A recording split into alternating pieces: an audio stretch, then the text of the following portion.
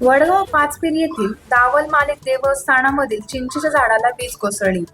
250 वर्षांपूर्वीचे जुने झाड जळून खाक. वडगाव पाचपेरी येथील दावल मालिक देवस्थानाच्या पाठीमागे असलेल्या सुमारे 250 वर्षांपूर्वीचे जुने चिंचेचे झाड आज पहाटेच्या सुमारात वीज कोसळल्याने जळून खाक झाले.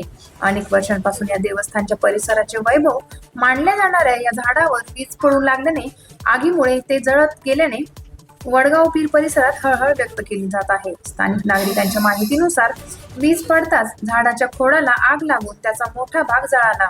या घटनेमुळे परिसरातील नागरिकांमध्ये भीतीचे वातावरण निर्माण झाले होते. सुदैवाने घटनेत कोणतीही जीवितहानी झाली नाही. दावल मालिक देवस्थानाला भेट देणाऱ्या भाविकांसाठी हे चिंचेचे झाड विशेष आकर्षण होते. झाडाच्या सावलीत भाविक विश्रांती घेत असत. झाडाला आग लागल्यामुळे ते खूप वेळ जळतच राहते.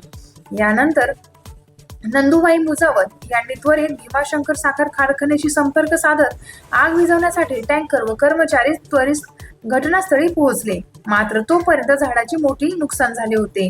टाइम्स ऑफ महाराष्ट्रसाठी पुणे ग्रामीण प्रतिनिधी बाबा इनामदार यांचा रिपोर्ट.